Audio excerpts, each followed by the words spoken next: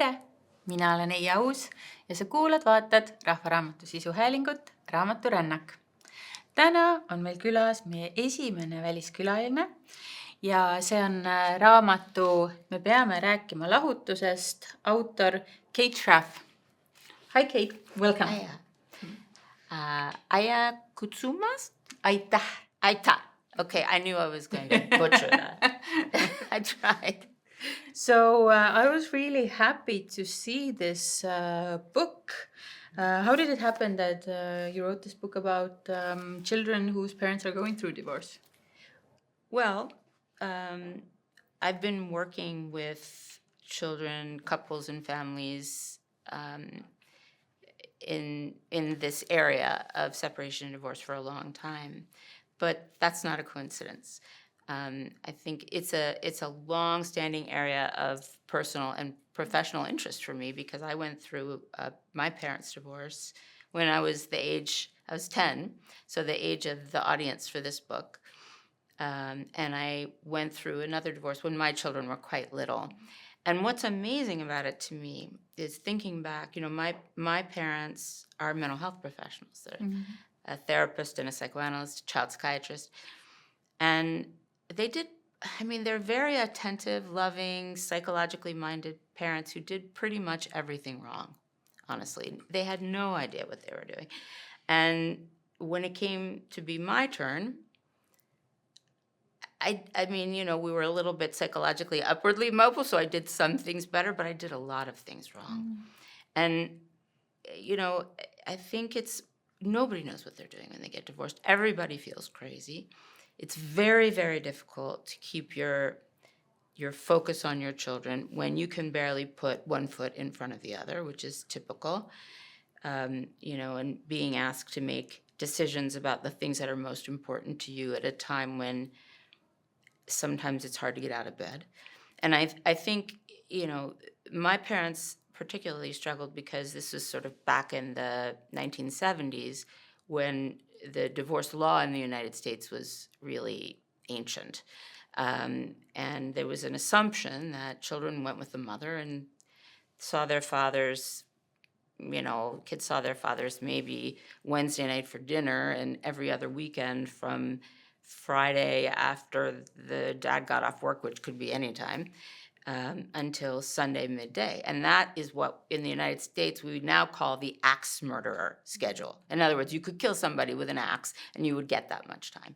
And actually it's a good thing because what it really means is that we understand much more about what children need. They need both their parents. So I think it's, it has something to do with evolution in the way we think about parenting and the importance of two parents, and that's a big part of it. But also, and I could talk about this a little more if you want to hear more about my career, but we have a whole area of support for parents who are going through this. We have several developing kind of leading edge processes for parents who want to avoid court, because court, you don't have to prove fault anymore to get divorced. You don't have to prove infidelity. You don't have to prove abuse or neglect. But it is still a criminal law system, and human relationships do not belong there. Even if you're not a high conflict couple, once you get involved in the court system, you're going to become one, right? And so I've spent a large part of my career working with in multidisciplinary teams with attorneys who are what they call recovering litigators on what we call therapeutic jurisprudence, which is really ways to support couples that are non-adversarial and that are all about thinking about the needs of the children, supporting the couples to do the hard right thing, understanding that people say horrible things and do horrible things when they're terrified. Unless you've been standing on that edge of that cliff, facing the loss of the things that are most important to you. And you're not just married to a person, you're married to a life. Exactly. You're married to I think divorce is, look, I mean, death is awful. Sometimes it's really catastrophically awful. Sometimes it's just sad. So I'm not really comparing the degree of pain, but divorce is not something, it's something somebody does on purpose, right? They leave you on purpose. And that kind of gets to such a primitive fear of abandonment. And because a married couple has a sexual relationship, at least to a point, it also is very somatic. You're being left by the person who your body is closest to. And I think there are echoes of parental experience, early parental experience. So it's very primitive. And so there are ways, sort of non-judgmental ways, if you involve a mental health professional who knows something about divorce, in the process that there can be a non-judgmental acceptance of whatever way it is that people feel, and an understanding that this doesn't define their personalities. This is part of a crisis. Everybody's regressed, but also not to accept it as an okay way to be, to try to stretch parents. And it takes whatever time it takes, but to get to a place where they are able to see their own contribution and not remain stuck in this sort of rage that then spills out all over children. So I don't know if that. Yeah, I just have so many questions. Yeah. So with this book, did you mean it for kids age 10 to 12 to read on their own, or did you put some insights for the parents also, that the parents should also read it? Right. Well, first of all, I'd say it's 10 to 14 and up, and maybe for precocious kids a little down too. Look, I wrote this book for myself and for my parents and for all of my patients and all of the children. And it's statistically normal to get divorced, so and nobody is untouched, right? If you aren't divorced, your sister is, your best friend, your tennis coach, like whatever. And it affects children a lot. And I wanted, to try to create a work that children could read alone, but also would serve as a kind of springboard for conversations. There's a lot in there for parents. It's woven in, to help them lean in to their kids' distress and not be so frightened. I think parents are very frightened to talk about divorce. First of all, it's just hard to know what to say. I think people get very worried about getting it wrong. I think it's still true that people don't really understand that it's what we don't know that can hurt us, right? Yeah. Not what we do know.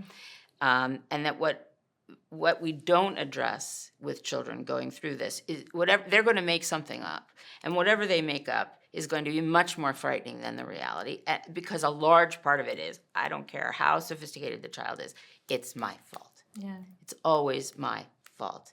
And that feeling, whether the kid is 3 years old or 25 or 40, and there's a lot of adult children that have divorced now because the gray divorce, the rise, we're living a long time now. So the rise of people over 50 getting divorced is pretty astronomical. And so there are people at all ages and stages dealing with this. And it's the only way to really protect your parents in your mind is to have the fantasy of control. Like, I did this. I know they didn't do this to me. So I wanted to encourage children to, first of all, to understand that although they feel so alone in it, and sometimes they feel the psychological absence of their parents, they are not alone. One little boy, an 8-year-old, described it. I thought it was so poignant and so right on the money. He described the experience of his parents' divorce as him standing on one side of a pane of glass and looking out at the world on the other side. So all of his friends, his family, people he used to feel very close with, going on in their lives as though nothing had changed. And he's there banging on the glass, asking them to see him, and nobody hears him.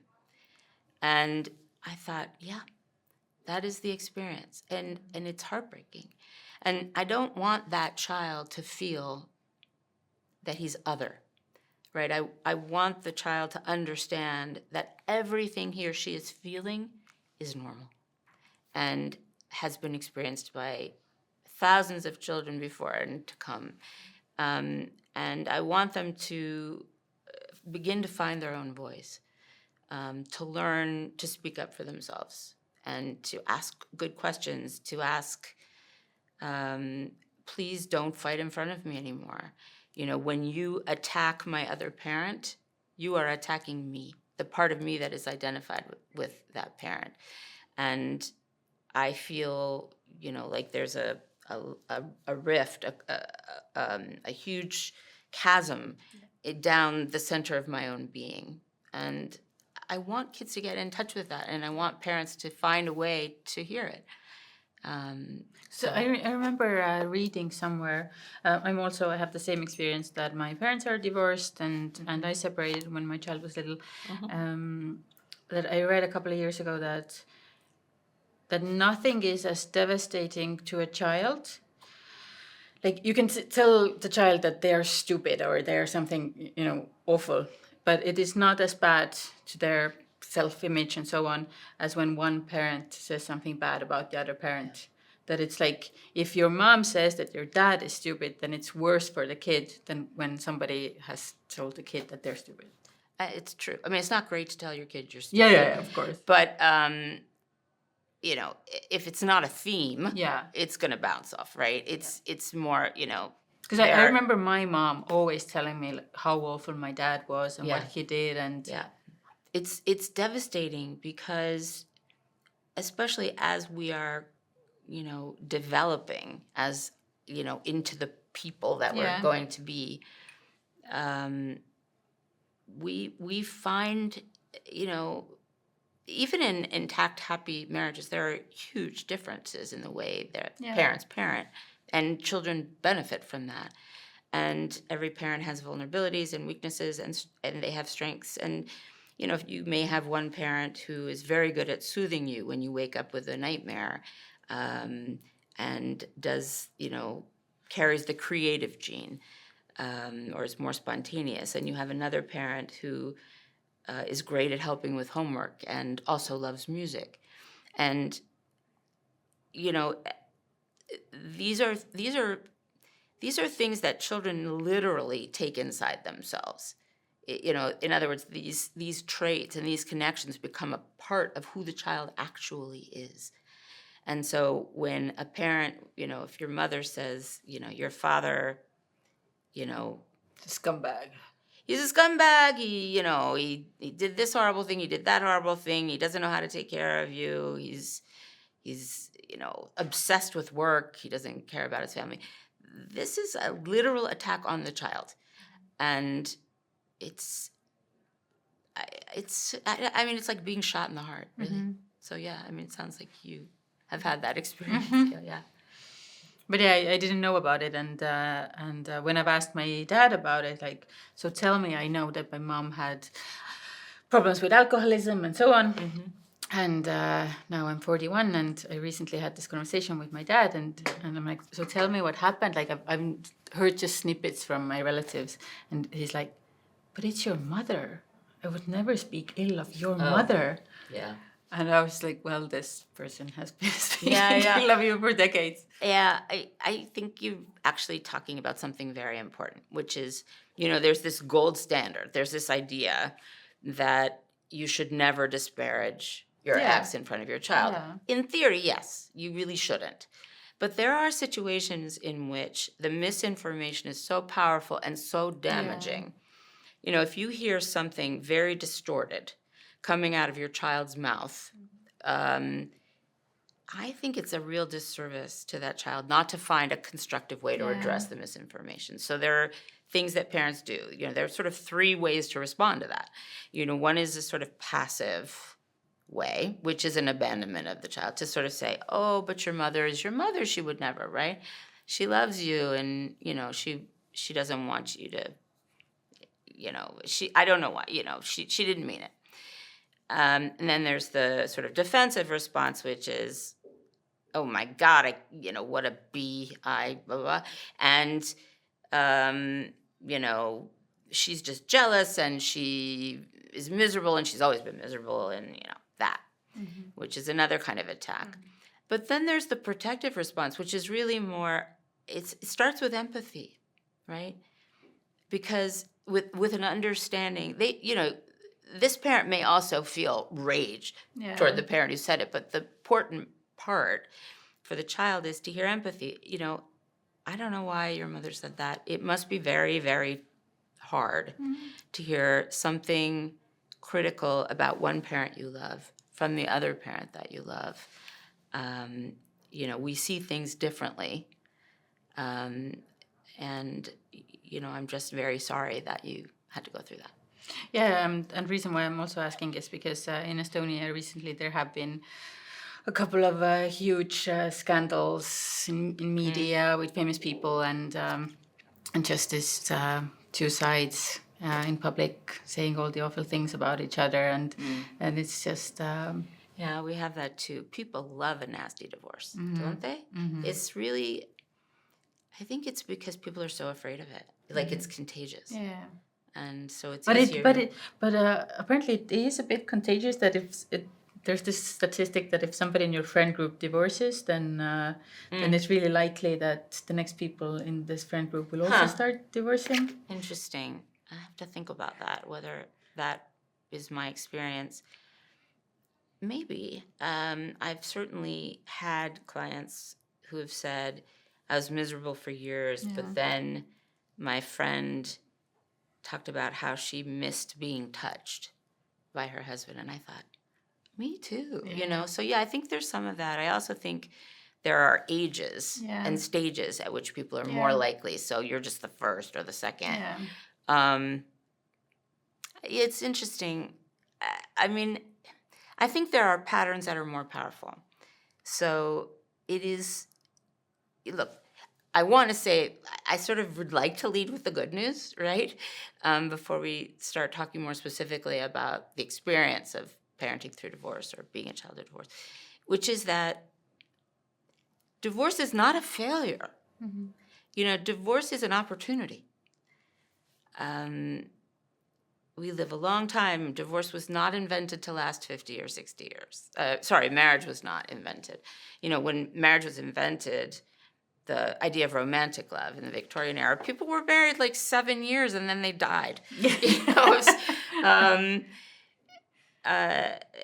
But now there's an idealized idea about what marriage should be. It's sort of like Cinderella until the after the credits run. It's what really happens. There is an amount of idealization that we have to do in order to get married. I mean, if you think about it, you're taking a person that isn't even a blood relative and making them the most important person in your family. What? And if you don't, it doesn't go very well if you don't. But then over time, there is an eventual de-idealization when you realize marriage is basically standing next to each other in the bathroom brushing your teeth. And that actually the things that drew you to the other person are also the things that irritate the hell out of you, right? And so, for healthier couples or less traumatized, couples who don't bring as much trauma to the marriage, then the de-idealization is replaced by something more important. The accumulation of shared experience, the development of a shared narrative where, we have a story about our marriage and we both share it. We don't agree about everything, but we agree that this is things that brought us together. These are the things that drive us nuts about each other. And these are the reasons that this is my person, right? In marriages where there's been a lot of trauma in the lives of the individuals, it's the unconscious draw. I want you to fix this for me. Yeah. I want you to make it okay. And nobody can do that for you. And that's really where divorce comes in. Yeah. Has it been a really rapid change in your experience how parents are dealing with divorce? Like, I expect more people are coming to therapy before they break up, and then, like, after the breakup, they still keep coming to therapy and they bring their kids and so on. Like, Yeah. you can see that it's gotten better and more. I think so. I mean, when it really happened in the women's rights movement, was the beginning of women working more, being, breadwinners in their families, that things had to be handled differently. And I think there's been a big awakening in the United States. I mean, it's still, and I don't know, maybe you can tell me about Estonia, but sure, there are still stigmas. There are religious groups, cultural groups, and families who just say, we don't do that, right? And so there is still a bit of a stigma of the idea that the original, nuclear family is the best and anything else is sort of a pale shadow of that. But the court system has really changed. Now, because we have all these states with their own laws, it's not universally true in the United States. But basically, in most states, we work backwards from joint custody. And that means, so joint custody really means decision making, from parents having to make important decisions together. And on the residential side, not necessarily 50-50, but substantially equal time for both parents. Yeah. This has been an enormously important change, and an openness to getting the kind of help that you need, as that the idea that coming to couple therapy is not a failure, and you can come to work on a marriage, but sometimes the successful outcome is a decision to split. I have my own difficulties with people who continue with the same therapist once they have decided to separate. Oh, okay. And that is because when I'm working with a couple who wants to stay married, my client is the couple, right? I'm not doing the individual work. I'm have to create a container for both. Yeah. Once they decide to break up, I think it's very confusing, especially to the person who who wants to stay married, to continue to treat them as though they were still a couple.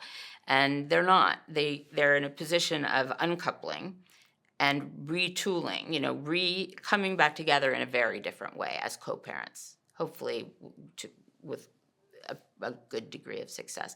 So in the middle, there has to be grieving. And usually one of them is further along. People do not cross the finish line at the same time. Somebody's been grieving for 2 years or 5 years or 10 years, and then just kind of looks like it happens overnight, but it doesn't. And then there's somebody who feels like they've been hit in the head with a baseball bat. And to keep them together in the same room maintains the fantasy of a reconciliation. And so I actually think at that point it's best to send them to individual therapists, and then to maybe a coach or someone like me who has an expertise in supporting parents through that transition and could see the children and be supportive. But I don't typically see kids with their divorcing parents together because I think it sends the same mixed message. Yeah. Uh-huh. Now, some countries don't have enough people with that expertise, so that the therapist has to continue with the through the transition and toward developing a parenting plan, which is incredibly important. Actually, I have a question for you about that. So I was, Googling and AIing and doing all that. It sounds to me, Estonia is so cutting edge with technology, but am I right that that you can do most of it online? Yeah. And I made me wonder, is there a process by which parents can get help thinking through on a granular level, how are we going to do this now with her? How are we going to parent? How are we going to make decisions? How are we going to decide what a schedule should look like? Is that? I have no idea, but I would like to think that there are some counselors for that. What was your experience? Did you have help with that? No, I've always been in therapy. I've been mindful, and the father of my child was in law, so we were so we both had our backgrounds that we found it easy to talk about things and fix it. Yeah. But when you said that we don't talk to children about divorce, like we're trying to save them from the bad stuff and so on. I had been separated for I think 3 years when my child found out that we're separated.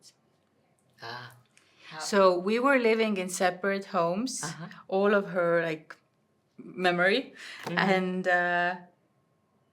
to us it was obvious that we are living our separate lives because we are separated. But because she was so small, we never like realized that we need to tell this to her because she just thought that This is her normal. yeah.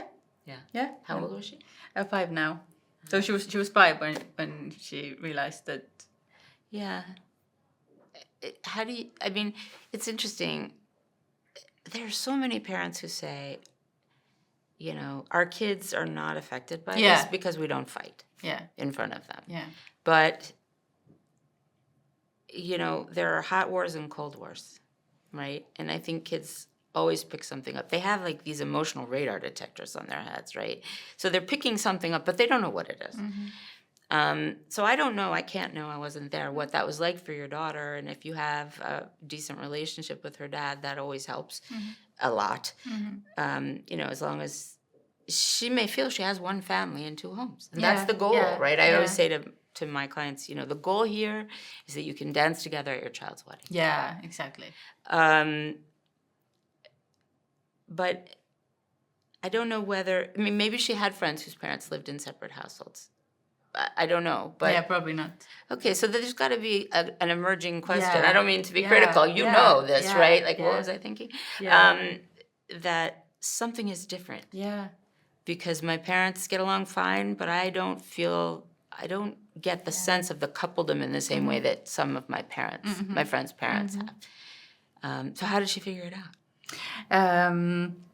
I was telling her about my new relationship, and she was very confused. And obviously so. But yeah, I remember reading a kid's book to her, and it's like, so daddy put the little mouse to sleep and then went to watch TV with the mommy. And then I just imagined that in her head, if daddy put her to bed in their home and then came to my home to watch TV with me, then I realized that this sentence would be really confusing. Tell me if this is too personal, but do you have any sense of why you didn't say something proactive to her?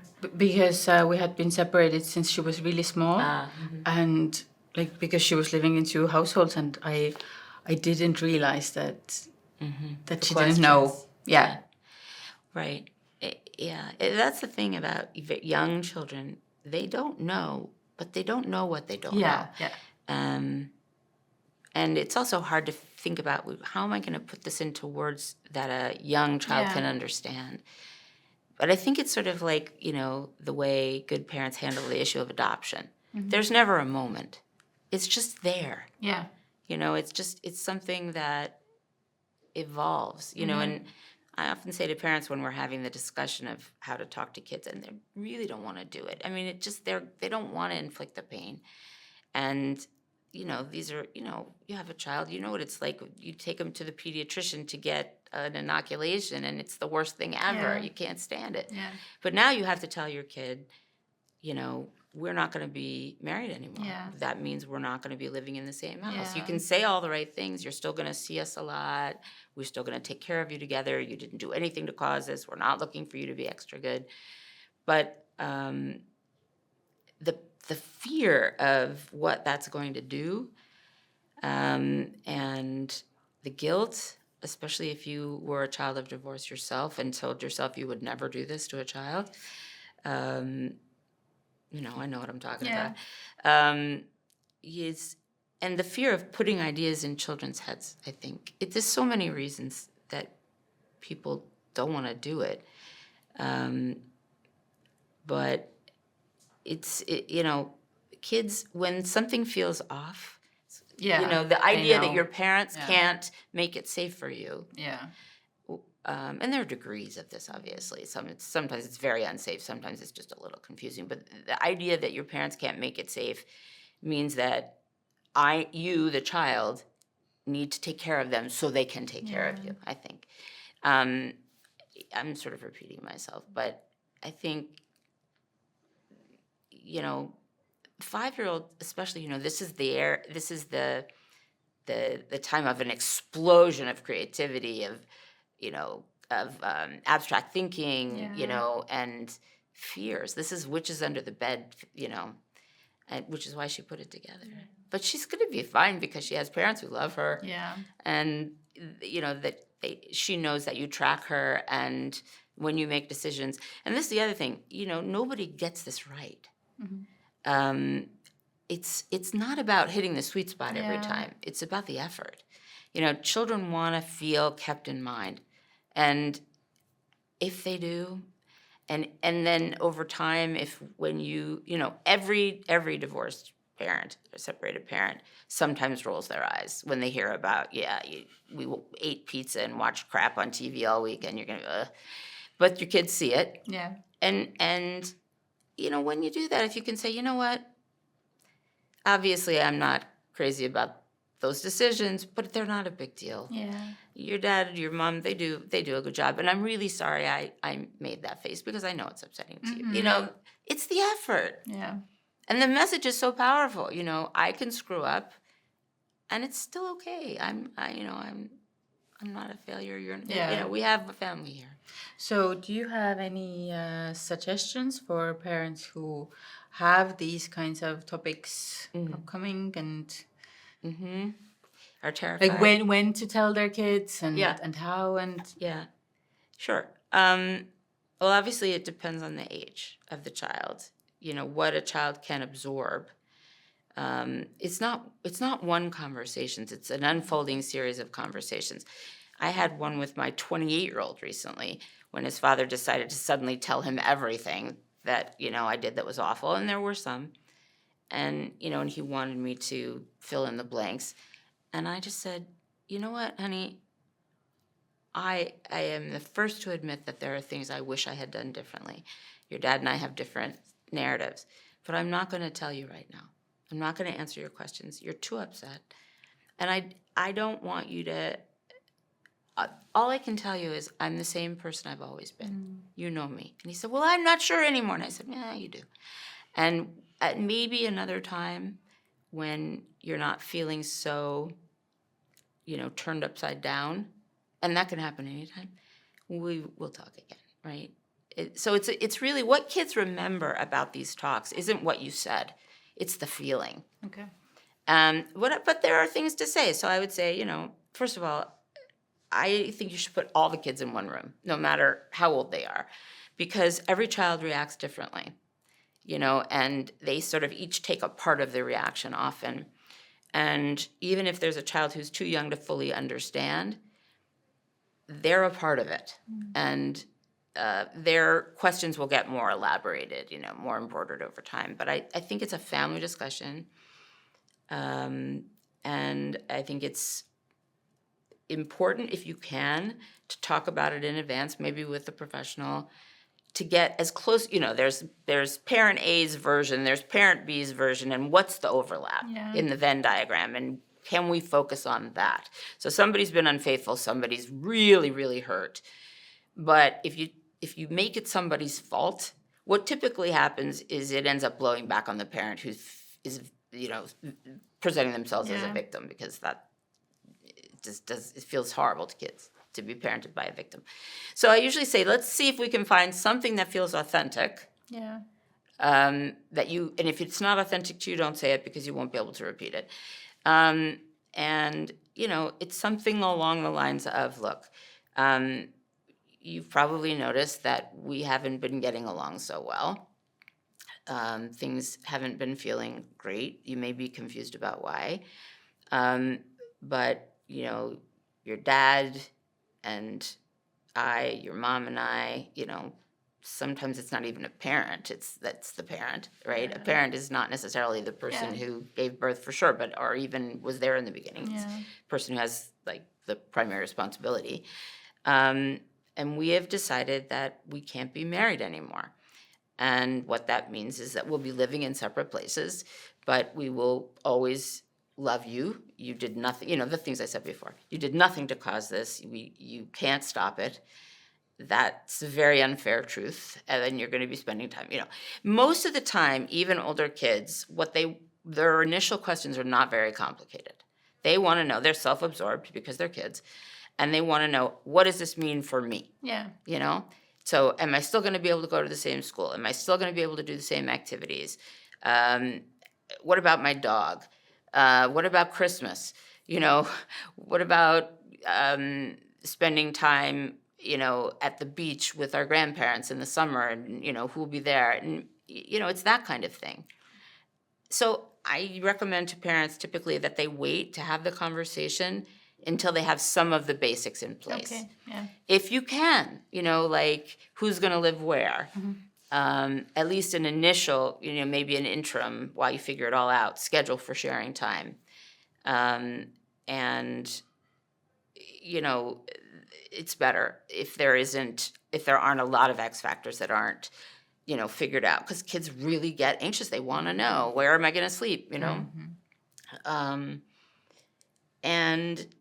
But sometimes you can't wait that long, because if the time to tell your kids is when things are really uncomfortable, and when you can see, you know, that your kids are getting symptomatic, or you can't control your anger, or you're crying all the time. And sometimes parents cannot get on the same page. And then I say, look, don't even try to have a shared narrative.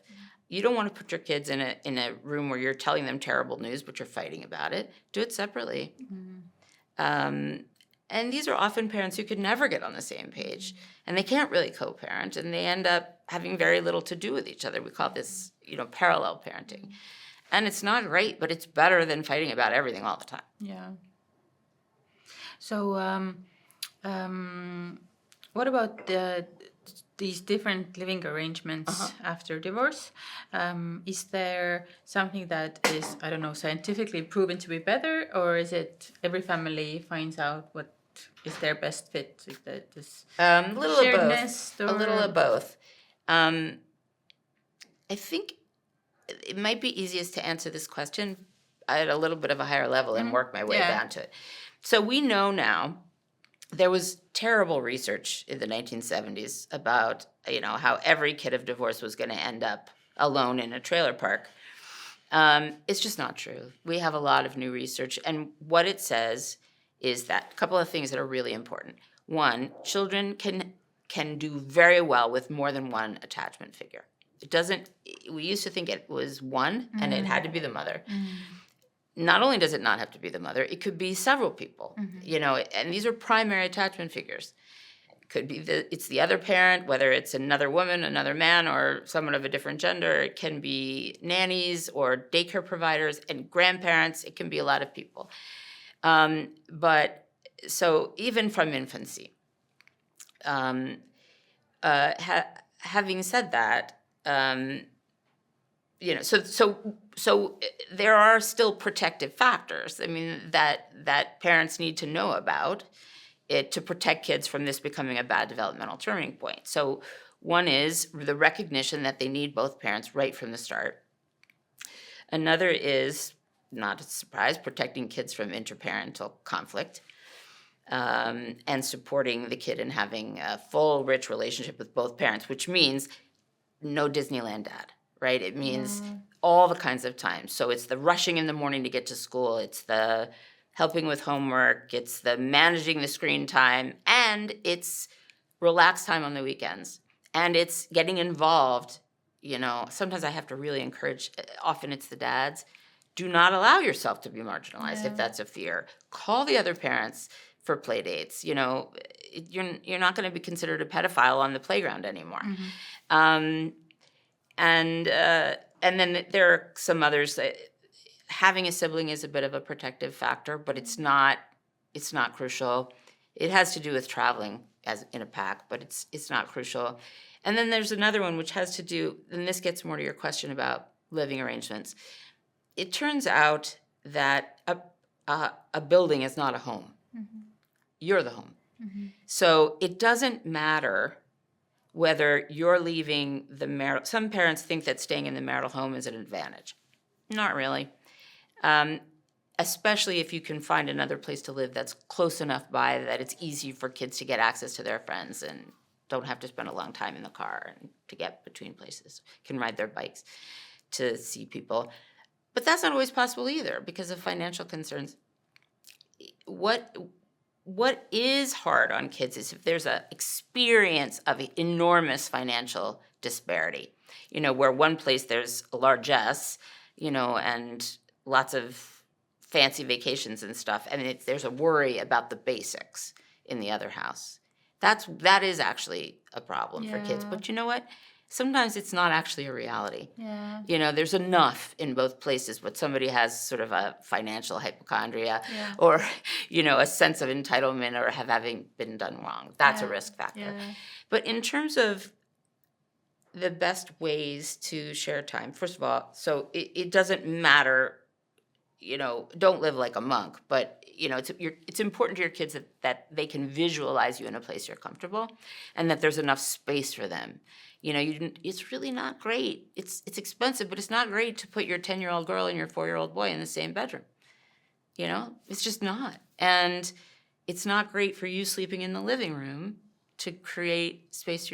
Kids need to know that they have a second home. That is really how to make it work. If they don't have like a primary home and a satellite, they can have an apartment and they can have a big house with a yard, but they have to both be home. So I encourage people to think about the language they use.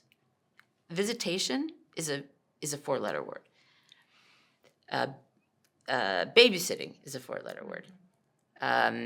Your house, taking you home to your house with mom is a terrible. It's hard in the beginning, but the language really matters because the feelings follow from it. So, I'm going to take you back to Elliott Road, or we're going to go back to your house with dad. These things make a big difference. Yeah. Then there's this question of schedules, right? And that may have been part of your question, how to divide time. Mm-hmm. Well, with very, very young kids, nursing babies, these kids who really need routine that's consistent, it's really tricky. It's not most people, but it's many people. I've worked with people who got divorced when the woman was still pregnant, or who had never been in a relationship at all, but wanted to raise the child, in some form of together.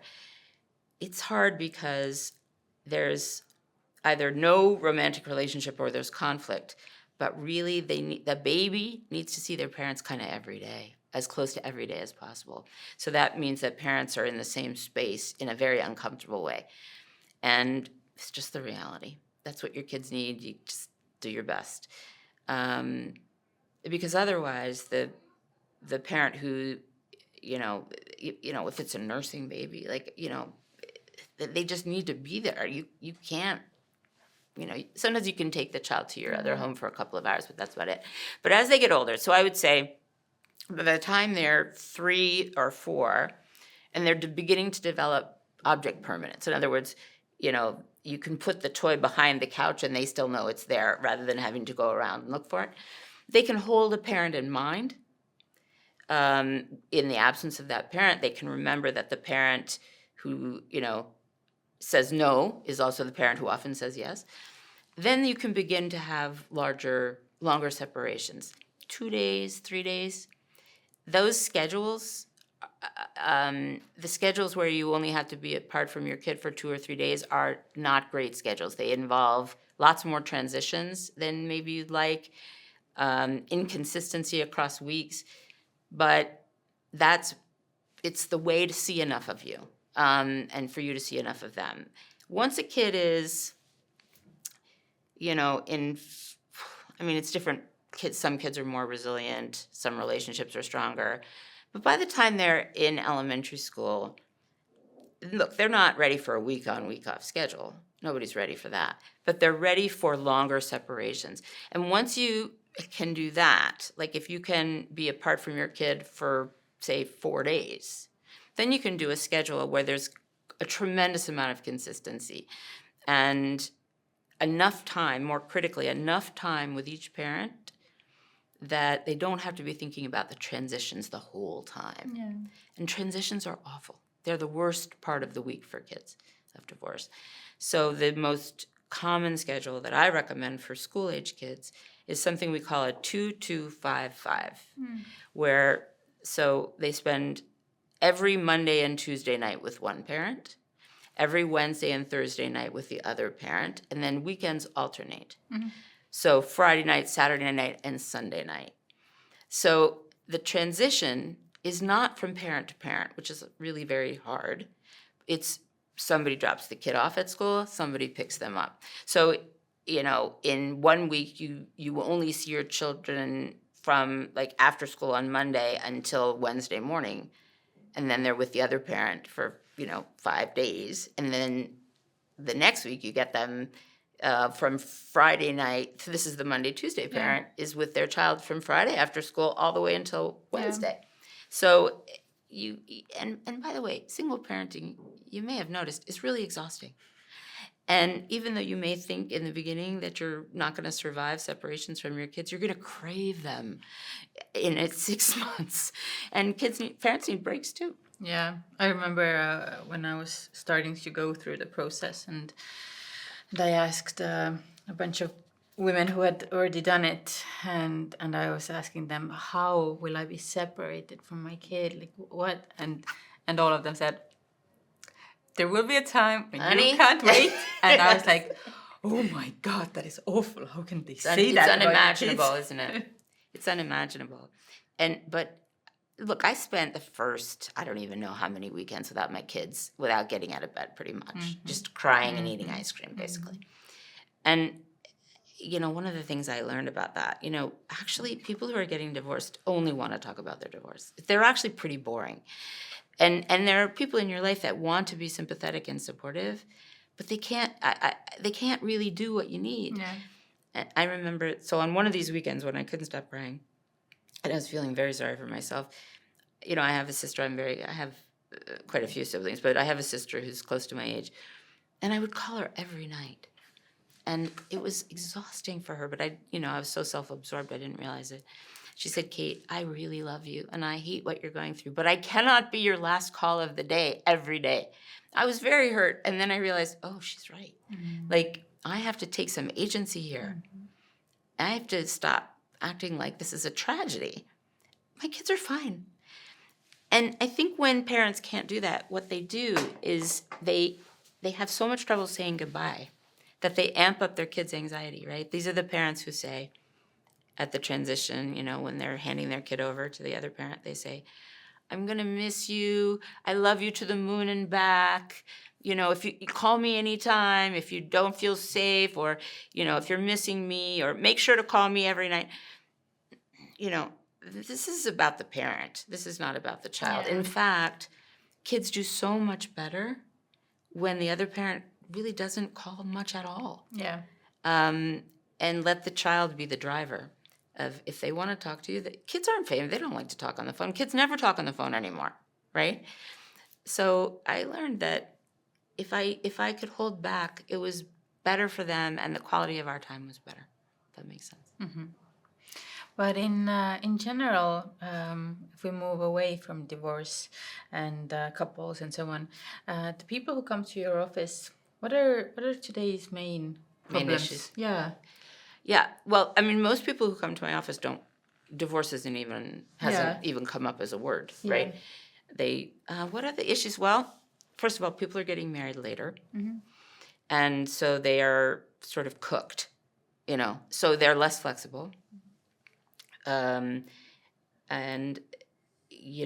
often they're sort of stuck in a loop where it's this, every day they have some version of the same argument because they don't know how to listen. That what people really need is to be able to say their piece and be heard in a way that they feel heard. And at that point, they might be in a position to be willing to listen to another perspective.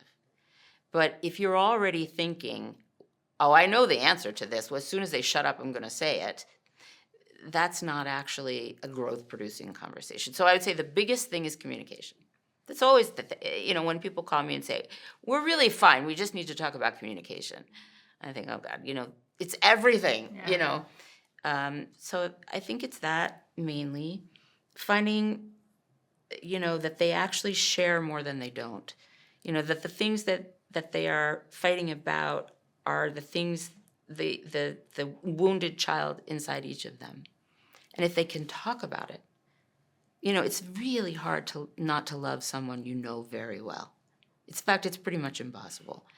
I have some very difficult clients, but when I know them well, I feel nothing but empathy. Mm-hmm. And so I think telling each other your stories in a way you may never have told anyone changes everything.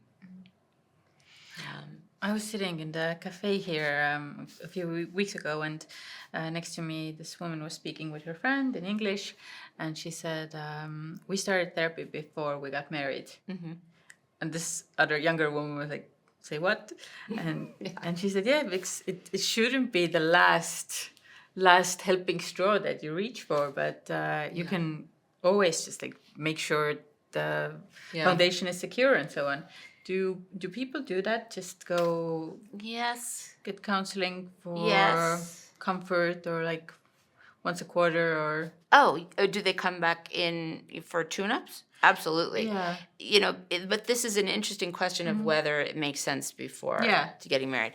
Look, I think if you need intervention, therapeutic intervention before you get married, this is not a good sign. But I do think couples who would like to get to the point of feeling ready to get married, it's a great idea, to figure out, like, can we work these things through? Mm-hmm. And then there's this thing called premarital counseling, which can really, turn into therapy. They didn't realize that this wasn't just a discussion about whether we're going to raise our children Jewish. This is a question about whether you're actually going to make me more important than your mother. And that can get, I've had people leave prematurely because you actually, the wedding's already planned, mm-hmm. the venue is already booked. They're not going to call it off, and they don't want to talk about any of this right now. They'll be back in 5 years. Or maybe not, but probably, maybe 10.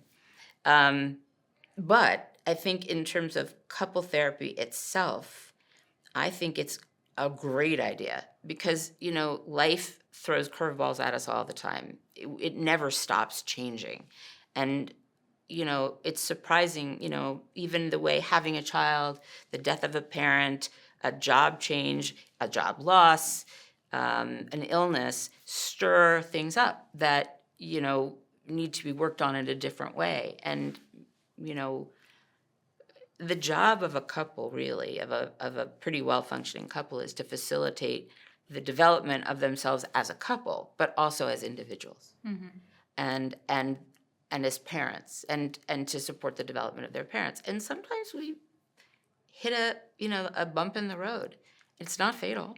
It's just a good time to get some help. In your career, it's been a while now.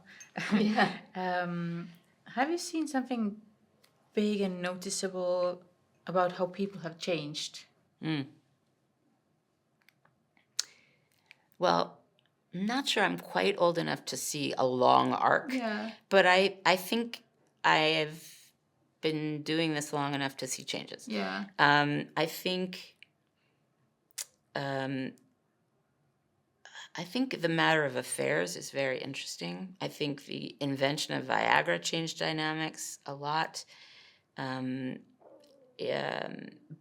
by the way, women take Viagra too, and it helps a lot with sex drive. But it's been primarily men. I think we see more later affairs.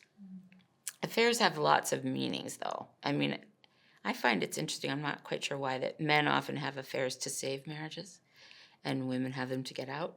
I have no idea why that is, but it's very difficult to come back from an affair, but you can do it sometimes and come out stronger on the other side. But it's really hard. So I find more of my practice has to do with affairs. Also, the changing roles.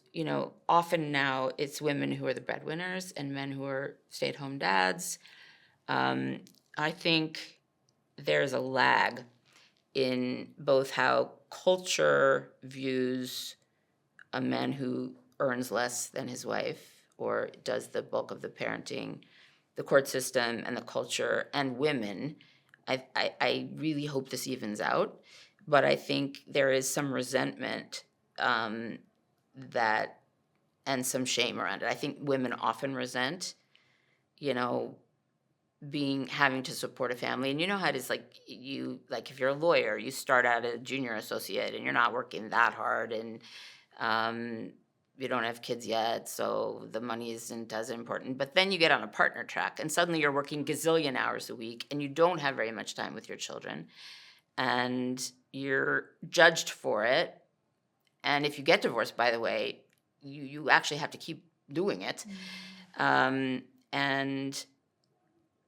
I think there's envy of a father who gets to spend more time. It's not every family. And sometimes it works beautifully, but I think it's still an issue we're grappling with, if that makes sense. Mm-hmm. Trying to think if there are other. Well, there are many more same-sex couples now. Yeah. The laws have not quite caught up. We're moving backwards, obviously, right now. I mean, it's terrible. I mean, we celebrated the legalization of gay marriage what feels like 5 minutes ago, and now they're just decimating everything. But, I think there are different dynamics in same-gender couples. I was embarrassed. I was in a supervision group I was learning with other people about high conflict divorce. It's fairly recent. And I could barely get the words out. I was so worried about it. But I said, look, this is my anecdotal experience. Divorcing gay women are the worst. Lesbian parents are my worst clients. 3 women in the group started laughing because they are divorced lesbian women who are co-parenting, and they said, oh, we're the worst. So I'm still working on the why. Mm-hmm. That's a change. Mm-hmm. I really don't think it's about what a lot of the psychoanalytic community thinks it's about, which is about, the idea of women as the primary parent. I really don't think that's it. I don't know what it is. I'm actually having lunch with one of my gay lawyer divorced mom friends to say, please help me understand this. And she said, I'll have lunch with you. That would be fun, but I don't know if I understand it. So same-sex couples, non-binary parents, it's really interesting.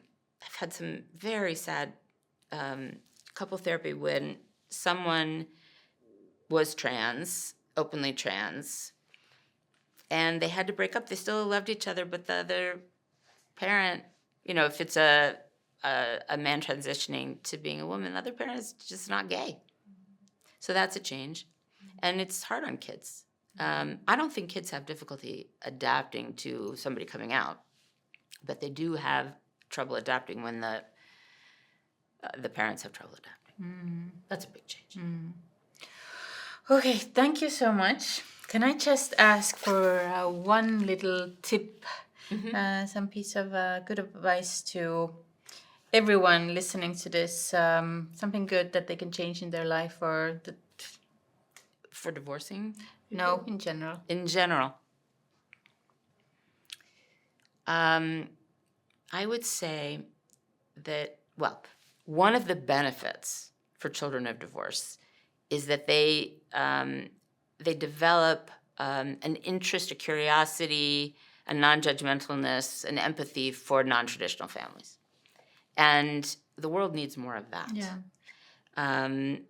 I think I would really encourage people to begin to open their minds about what a family is. We're in a terrible, divisive period. And I just think once we can get in touch with our similarities, we can develop empathy. And once we have empathy, we're not alone. And lots of people feel alone, divorced or not. I think that's that. And the other is to have empathy for yourself. And it really is, put the oxygen mask on you first. Don't keep it forever on you, but I think to be the best spouse, parent, friend, version of yourself you can be is to recognize it's an effort to be kind, to be empathic, that gives you the most points. But to be able to say, look, I screwed up and I want to own it, actually sends much more powerful messages. Yeah. Thank you so much for joining us. Thank you for having me. Ja armsad lugejad, kuulajad, jääme lugemiseni!